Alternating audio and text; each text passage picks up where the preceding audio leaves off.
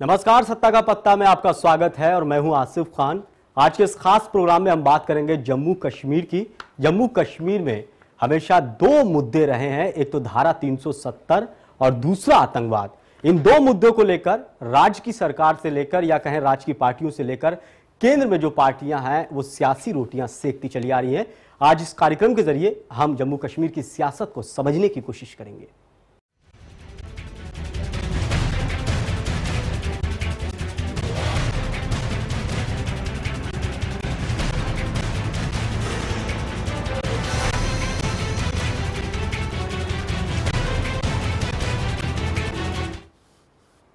देश का अल्पसंख्यक जम्मू कश्मीर में बहुसंख्यक है। यहां पर 6 सीटें हैं और इसमें कांग्रेस और नेशनल कॉन्फ्रेंस दोनों का कब्जा है। लेकिन बीजेपी ने अब की बार 2 मुस्लिम उम्मीदवार उतारे हैं, तो कहीं ना कहीं बीजेपी ने भी सेकुलर रूप दिखाया है अपना जम्मू कश्मीर में। इस पर चर्चा शुरू करेंगे, लेकिन उससे पहले देखिए हमारी खास रिपोर्ट।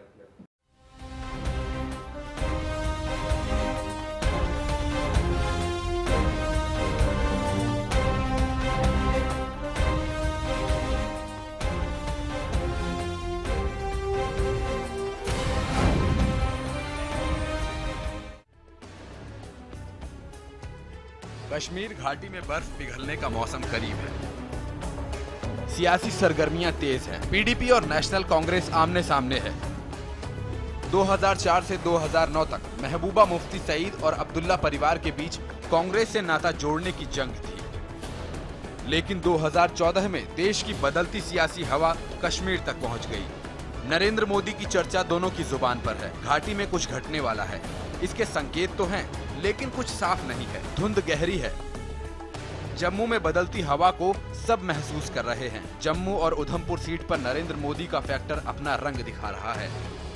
लद्दाख में मोदी और राहुल की चर्चा है। जम्मू में नरेंद्र मोदी की रैली के मायने निकाले जा रहे हैं। राहुल राज की उम्मीद जगती नहीं दिखती। बारूद की चादर अब तक बिछी हुई है। आतंकी बुलेट से बैलेट का हिसाब करने की तैयारी में है। घाटी में अफजल गुरु की फांसी की सजा कांग्रेस को भुगतनी पड़ेगी। लेकिन इस बार जम्मू कश्मीर में ऑटोनॉमी, सेल्फ रूल और धारा 370 का मुद्दा कहीं नहीं गूंज रहा है। हालांकि नरेंद्र मोदी की जम्मू में रैली के बाद इस बात की उम्मीद थी कि नेशनल कांग्रेस ऑटोनॉमी पर और पीपुल्स डेमोक्रेटिक पार्टी सेल्फ रूल पर घाटी में और जम्मू के ऊपरी विशेषकर मुस्लिम बाहुल्य इलाकों में मतदाताओं को रिझाने का प्रयास करेंगी। धारा 370 के खत्म किए जाने की आशंका से उन्हें डराया जाएगा और कांग्रेस बीच का कोई रास्ता निकालते हुए बीजेपी को देश का सबसे बड़ा शत्रु करार देकर ये जम्मू कश्मीर को बचाने के नाम पर वोट मांगेगी। लेकिन रियासत की बदलती सियासत में सभी पुराने मुद्दे भुलाए जा चुके हैं। हालात बदले तो सियासत का तरीका भी बदल गया। कश्मीर हो या गुवाहाटी, अपना देश अपनी माटी। धारा 370 को मिटाने की कसम खाते बीजेपी के लोग कहीं नहीं दिख रहे हैं। नेशनल कांग्रेस ने भी धारा 370 के खिलाफ हंगामा खड़ा नहीं किया और न अब्दुल्ला ने ही ये दावा किया कि वो संसद में ऑटोनॉमी का प्रस्ताव कराएंगे। पीडीपी के मुफ्ती मोहम्मद सईद भी शोर नहीं मचा रहे हैं कि सेल्फ रूल जरूरी है और कश्मीर को भारत पाक के बीच की फ्री इकोनॉमी जोन बनाया जाएगा। श्रीनगर में अब्दुल्ला परिवार का जलवा बरकरार है। घाटी में बीजेपी ने 2 मुस्लिम उम्मीदवारों को टिकट दिया है। ऐसा बीजेपी ने पहली बार किया है। बीजेपी पर मुसलमानों को टिकट नहीं देने के आरोपों का ये एक प्रतीकात्मक जवाब है। घाटी में बीजेपी अगर कुछ वोट बटोर पाती है तो ये एक बड़ी बात होगी। टीपी ने बारामूला से सीनियर लीडर मुजफ्फर हुसैन बेग को उम्मीदवार बनाया है। महबूबा मुफ्ती अनंतनाग से मैदान में है। तारिक हमीद कार को श्रीनगर और अरशद मलिक को उधमपुर से और जम्मू से यशपाल शर्मा को पीडीपी ने टिकट दिया है। जम्मू इलाके की दोनों सीटों पर बीजेपी की जोरदार मोर्चाबंदी है। तैयारी कांग्रेस के कब्जे वाली दोनों सीटों को छीनने की है। नेशनल कांग्रेस यूपीए में बरकरार है, लेकिन चुनावी नतीजों के बाद अब्दुल्ला परिवार का पाला बदल सकता है। पीडीपी भी जरूरत पड़ने पर एनडीए को सहयोग कर सकती है, लेकिन सबको इंतजार नतीजों का है। Special desk, channel 1 news. तो जम्मू कश्मीर के सियासी माहौल पर चर्चा करने के लिए हमारे साथ 3 खास मेहमान मौजूद हैं। बीजेपी नेता अशोक सिंह जी, हमारे राजनीतिक संपादक मनोज वर्मा जी और ग्रुप एडिटर राजीव रंजन नाग जी, आप तीनों का बहुत स्वागत है। अशोक जी, बीजेपी मान रही है कि देश भर में नरेंद्र मोदी की हवा है, और क्या आप मान रहे हैं, क्या इस हवा का फायदा उठाकर जम्मू कश्मीर में क्या आप खाता खोल पाएंगे? देखिए, बात खाता खोलने की नहीं है, पहले भी वहाँ 2 सीटें हमारे पास थी जी। चमनलाल गुप्ता जी हमारे डिफेंस मिनिस्टर भी रहे, हम 2 सीटें जीते थे, लेकिन पिछली बार हम 2 सीटें हार गए। और उसका कारण था कि चूंकि उस समय वहाँ के जो पीडीपी और एनसी और कांग्रेस तीनों मिलकर चुनाव लड़ती हैं और तीनों एक विचारधारा की पार्टी है। आपको याद होगा पिछली बार इनका पीडीपी से गठबंधन था और कांग्रेस का इस बार एनसी से गठबंधन है। तो जहाँ भी भारतीय जनता पार्टी को एक मात देनी होती है, ये तीनों की तीनों पार्टी मिलकर चुनाव लड़ लेते हैं। लेकिन निश्चित रूप से इस बार हम जो पुराना गौरव था उसको हासिल करेंगे और हम 2 नहीं बल्कि 3 की 3 सीट जीतेंगे। और आपको पता होगा भौगोलिक स्थिति वहाँ पे ऐसी है कि 3 सीटों पे हमने जो लोग आरोप लगाते रहे हैं हम लोगों पे सांप्रदायिकता की, वो पता नहीं क्यों लगाते रहे हैं, लेकिन इस बार हमने 2 सीट वहाँ पे मुस्लिम उम्मीदवारों को भी दिए हैं और निश्चित रूप से घाटी में लड़ने का अवसर मिला है और मुझे लगता है कि शायद अच्छा परिणाम निकलेगा। लेकिन अशोक जी, बीजेपी पर एक आरोप लग रहा है कि धारा 370 को लेकर जो बीजेपी की जो स्टंट था वो कहीं ना कहीं साफ करती चली आ रही थी, लेकिन इस बार अगर देखा जाए चुनाव में तो कहीं इस मुद्दे को बीजेपी उठाती नजर नहीं आ रही है। नरेंद्र मोदी ने वहां पर रैली भी की, इस दौरान भी वो मुद्दा नहीं उठाया। नहीं, ऐसा नहीं है। अगर आपने रैली की बात सुनी होगी तो नरेंद्र भाई मोदी जी ने वहां पे कहा कि इस पे आत्मविश्लेषण करनी चाहिए जी। और आपको बता दूं धारा 370 की खामियां क्या है। अब मैं उसका एक पार्ट बता देता हूं, चूंकि मैं वहां युवा मोर्चा के प्रभारी होने के नाते जाता रहता हूं। वहां पे इसमें ये क्या है कि अगर वहां की लड़की भारत के किसी अन्य प्रांत के लड़कों के साथ शादी करती है तो वो उसका जो भी वहां पैतृक संपत्ति है, अशोक जी, वहां के लोग बेदखल कर दिया जाता है। लेकिन जब वहां के लोग खुश हैं इस धारा से, वो विरोध नहीं कर रहे हैं, तो फिर इसका उठाने का कोई मतलब नहीं होता। मनोज वर्मा जी, विकास नहीं है लोग, नहीं। मनोज वर्मा जी, आप अगर घाटी की बात करते हैं या नेशनल कॉन्फ्रेंस की बात करते हैं या कांग्रेस की बात करते हैं, पीडीपी की बात करते हैं तो अलग है। लेकिन भारतीय जनता पार्टी आज से नहीं, आपको याद होगा जनसंघ के संस्थापक श्यामा प्रसाद मुखर्जी जी एक विधान 2 संविधान के नारा देके वहां गए थे। लेकिन अशोक जी, वहां पे भारतीय जनता पार्टी के सबसे वरिष्ठ नेता का बलिदान हुआ। अशोक जी, मुद्दा आज भी वो पहली है। अशोक जी, मुद्दा जब बनता है जब स्थानीय लोग वहां का विरोध करें, वहां के लोग जब मुद्दा बनाए तब मुद्दा बनता है। ये नहीं कि आप जाके मुद्दा बनाए वहां का, अगर वो लोग उसके खिलाफ हों तब आप उठाएं उस चीज को, बात ठीक होती है। मनोज वर्मा जी, क्या वजह है कि देश भर में विकास के ऊपर हमेशा सियासत अब हो रही है, कहीं ना कहीं हवा बदल गई, लेकिन जम्मू कश्मीर में अभी भी वही मुद्दे हैं 2, आतंकवाद और दूसरा मुद्दा जो है धारा 370। वहां के लोगों की सोच क्यों नहीं बदली? क्या वजह रही? क्या सियासी पार्टियों की इसमें भूमिका रही? वो उनको डराते रहे, धमकाते रहे, उस पर वोट बैंक की राजनीति करते रहे? देखिए, ये तो बड़ा लंबा इतिहास का विषय है। वैसे संक्षेप में बताऊं तो आजादी के बाद से ही पाकिस्तान ने जिस प्रकार से हरकतें की हैं और जम्मू कश्मीर में जिस प्रकार से उसने हिंसा को बढ़ावा दिया, आतंकवाद को बढ़ावा दिया, उसका असर वहां के विकास पर पड़ा। इसके लिए सीधे तौर पर कोई जिम्मेदार है तो वो पाकिस्तान है। दूसरे नंबर पे वहां की जो स्थानीय पार्टियां हैं, नेशनल कॉन्फ्रेंस जो सबसे बड़ी वहां पार्टी है, फारूक अब्दुल्ला, उनके पिताजी भी वहां राजनीति क्या करते थे और अब उमर अब्दुल्ला जी भी राजनीति कर रहे हैं। फिर पीडीपी। असल में जम्मू कश्मीर को हमें केवल घाटी से नहीं देखना होगा। घाटी कश्मीर एक पार्ट है, उसके अलावा जम्मू के लोगों की भावना भी देखनी होगी, लद्दाख के लोगों की भावना भी देखनी होगी। और जब इन तीनों की भावना को देखेंगे तब हम किसी नतीजे पर पहुंचेंगे कि वहां की जनता क्या चाहती है, क्या नहीं चाहती है। केवल घाटी से एक आवाज उठेगी, कुछ गुट लोग आवाज उठाएंगे कि हम पाकिस्तान के पक्ष में बोलेंगे या तिरंगे का अपमान करेंगे, तो केवल उससे बात नहीं चलेगी। जम्मू के लोगों की अपनी भावनाएं हैं, लद्दाख के लोगों की भावना है, तो इसलिए हमें ओवरऑल कश्मीर को समझना होगा। कश्मीर एक बहुत संवेदनशील राज्य है जिसके बारे में बहुत हमें संयम से चर्चा और फैसले लेने पड़ते हैं। जी राजीव जी, 2 सीटें कांग्रेस के पास हैं, लेकिन जिस तरह से अफजल गुरु को फांसी दी गई, वहां के लोगों में, कुछ लोगों में नाराजगी है। क्या इसका खामियाजा कांग्रेस को उठाना पड़ सकता है? निश्चित तौर पे एनसीपी को भी इसका खामियाजा भुगतना पड़ेगा, क्योंकि एनसीपी भी सरकार की पार्ट रही है और इस मुद्दे पर एनसीपी ने सरकार का ही पक्ष लिया था। तो निश्चित तौर पे ये गुस्सा सिर्फ कांग्रेस नहीं, एनसीपी के प्रति भी लोगों की है। दूसरी बात आसिफ, कि जैसा मनोज वर्मा ने कहा कि जम्मू कश्मीर एक सेंसिटिव स्टेट है और उस राज्य की सीमा उस देश से जुड़ती है जो हमारे और एक दूसरे के निशाने पर रहते हैं। एक दुश्मन देश है हमारे सामने जो भारत पर लगातार परोक्ष और प्रत्यक्ष रूप से हमले करते रहती हैं। मैं सिर्फ उसमें ये कह रहा हूँ कि वहाँ का जो मिजाज है, खासकर भारतीय जनता पार्टी के लिए एक अच्छी स्थिति हो सकती है कि जो 3 रीजन हैं जम्मू कश्मीर और घाटी और लद्दाख, तो उसमें भाजपा के लिए जम्मू कश्मीर का जो इलाका है वहाँ शायद सुकून इनको मिले, उनको लाभ मिले। लेकिन जो मुस्लिम बाहुल्य क्षेत्र है वहाँ मुझे लगता नहीं है कि अफजल गुरु के फांसी का जो गुस्सा है उसका फ़ायदा बीजेपी को मिलेगा, ऐसा हमें तो नहीं लगता है।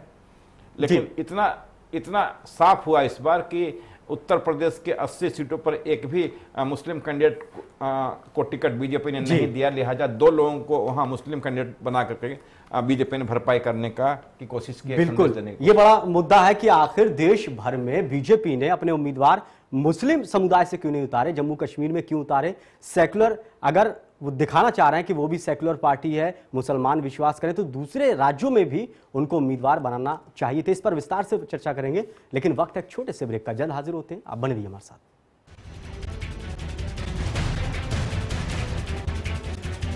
आप कर रहे हैं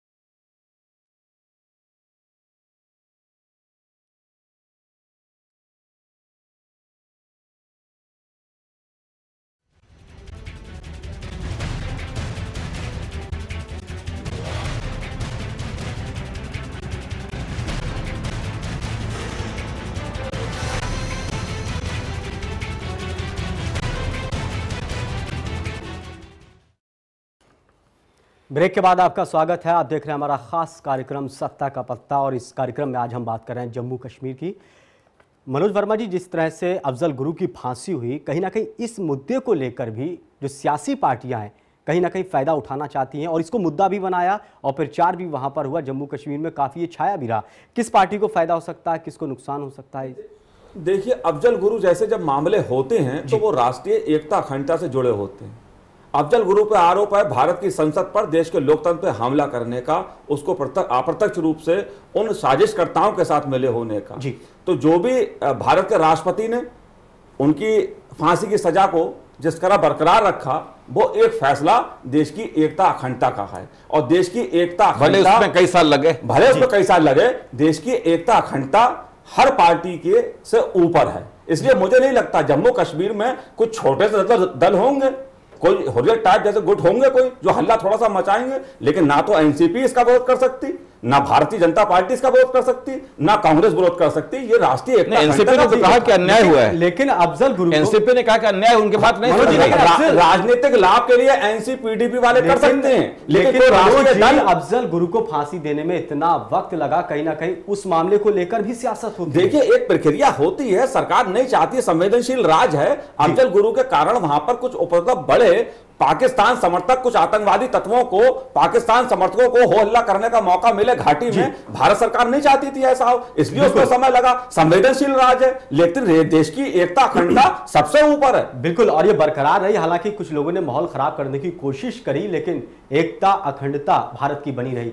अशोक जी, बीजेपी पार्टी सेक्युलर का दावा करती है, जम्मू कश्मीर में 2 उम्मीदवार मुस्लिम उतारे हैं, लेकिन अब सवाल ये उठता है कि बाकी के हिस्से में क्या आपको मुस्लिम उम्मीदवार नहीं दिखाई देते क्या? देखिए, हमने आप फिर एक बार और थोड़ा ध्यान दीजिए, हमने शहनवाज हुसैन जी को भी लड़ाया है भागलपुर से, और हम रामपुर से कई बार मुख्तार अब्बास नकवी जी को भी लड़ाए हैं। हमारी पार्टी में आरिफ बेग साहब थे, उनको भी लड़ाए हैं। सिकंदर बख्श जी थे हमारे उस पार्टी में, वो भी हमारे मंत्री रहे। ऐसा नहीं है, जो जहाँ पे जीत सकता वहां हम लोग देते हैं, लेकिन अब मुसलमान नहीं जीत सकता था। लेकिन अशोक जी करीब 17% मुस्लिम है। देखिए, जम्मू कश्मीर की जब आप बात कर रहे हैं तो मैं वहां की भौगोलिक स्थिति आपको बता दूं। 37 विधानसभा जम्मू क्षेत्र में आता है और 37 में मात्र 2 लोकसभा है, जबकि क्षेत्रफल जितना लेह लद्दाख और कश्मीर का है उतना ही क्षेत्रफल और जनसंख्या जम्मू का है। लेकिन चूंकि परिसीमन ऐसे हिसाब से है कि विधानसभाएं भी उतनी नहीं है। अगर पूरी की पूरी जम्मू की सीटें जीत ली जाए तो टोटल असेंबली में मेजोरिटी नहीं मिल सकती जी, और 2 सीटों पे ही वहां इतनी 17-18 लाख की जनसंख्या का लोकसभा है। तो ये स्थिति ऐसी वहां पे पहले से बनी हुई है कि जो वहां पे कश्मीरी जो अलगाववादी है उनका प्रचंड और उनका जो ताकत है वो स्थापित रहता है, जिसके कारण जो अधिकार जम्मू के लोगों को मिलना चाहिए वो नहीं मिलता। अब आप देख लीजिए, जम्मू के लोगों को वहां पे जो शांति है उस शांति को खत्म करने के लिए एनसी सरकार ने क्या किया है कि अभी उन्होंने एक स्कीम निकाला है वहां पे कि जो भी आतंकवादी आत्मसमर्पण करेगा, जो AK-47 देगा, उसको हम सरकारी नौकरी देंगे, उसको हम पैसा भी देंगे और उसको रिहेबिलिटेशन करेंगे। और रिहेबिलिटेशन कहाँ करेंगे? वो खाड़ी में नहीं करेंगे, वो जम्मू में करेंगे, जो जम्मू का परिवार क्षेत्र है वहां करेंगे। आप ये योजना पूरी तरह से कारगर नहीं हुई। अशोक सिंह, मैं आपके एक बात से सहमत हूं कि जो जिन आतंकवादियों ने समर्पित अपने को सरेंडर किया था, उसको गवर्नमेंट ऑफ इंडिया से मिनिस्ट्री ऑफ होम के थ्रू उनको पेंशन मिलता है।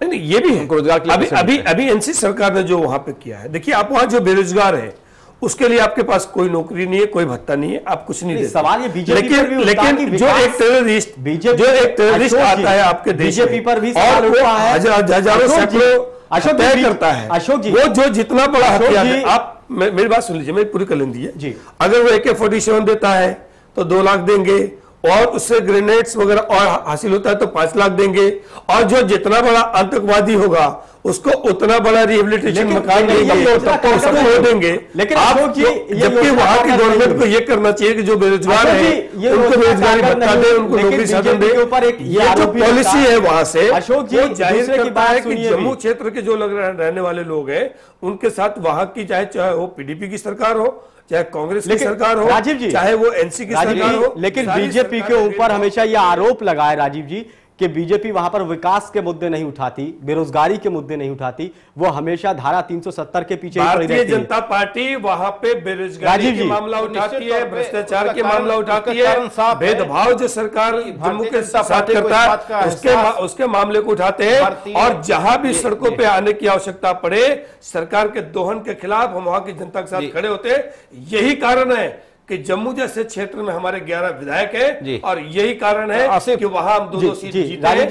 ये तो तीनों पार्टियां मिल जाती हैं भारतीय जनता पार्टी को हराने के लिए, इस चक्कर में थोड़ी सी रह गई है। लेकिन इस बार आप देख लीजिएगा बिल्कुल जम्मू क्षेत्र के दोनों सीट के साथ साथ लेह लद्दाख का सीट भी भारतीय जनता पार्टी जीतेगी। तो चुनाव के बाद ही पता चलेगा अशोक जी, चुनाव के बाद तो साफ है जी कि भारतीय जनता पार्टी कुछ भी दावा कर ले, जम्मू कश्मीर में सरकार तो उनकी नहीं बनती है, लिहाजा वो विकास की बात कैसे कह सकते हैं जी।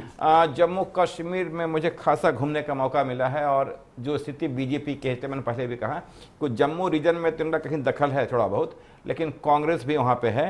कुल मिला के हमें जो लगता है कि बीजेपी ने जिन 2 उम्मीदवारों को खड़ा किया है मुस्लिम, उसमें हो सकता है कि कम्युनिटी के नाम पे 1 सीट बीजेपी को मिल सकती है। लेकिन रही बात 370 कॉमन सिविल कोड या अयोध्या मंदिर, ये तमाम इश्यूज पे बीजेपी लुका छिपी करती रही और अब उनके लिए इशू महत्वपूर्ण नहीं है। अभी हाल में नरेंद्र मोदी ने वहां जाकर के 370 के औचित्य को लेकर सवाल पूछा है, जिसको लेकर काफी रिएक्शन भी हुआ और बीजेपी को सफाई भी देनी पड़ती है। निश्चित तौर पे बीजेपी के लिए एक प्रयोग सेंटर है, अब देखना होगा कि वहां क्या परिणाम होते हैं। बिल्कुल मनोज जी, एक लाइन में बस चाहिए कि जो देश की पार्टियां हैं, अगर उस राज्य की पार्टियों को छोड़ दें तो वो वहां के जो लोकल मुद्दे हैं, विकास है, बेरोजगार है या सीमा का मुद्दा, इनको नहीं उठाती है। कहीं ना कहीं आतंकवाद को उठाती है, 370 को उठाती है, कहीं ना कहीं इसको नेशनल इशू बनाना चाहती है, उसको नेशनल लेवल पर फायदा उठाना चाहती है और यही वजह है कि वहां के लोकल के लोग हैं वो पिस रहे हैं। मनोज जी, एक लाइन में जो आप बात कर रहे हैं बिल्कुल स्थानीय मुद्दे वहां पर दब गए हैं। आतंकवाद का जिस तरह से वहां पर